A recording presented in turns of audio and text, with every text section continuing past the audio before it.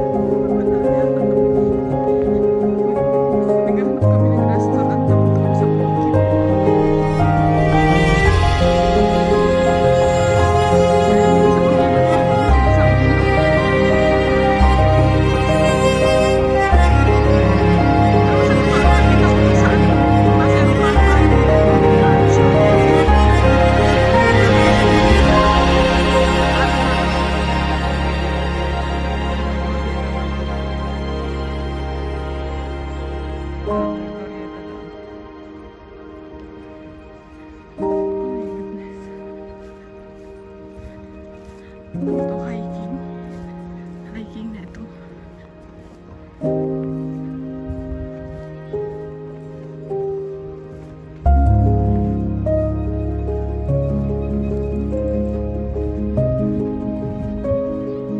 Ayan, may ilog.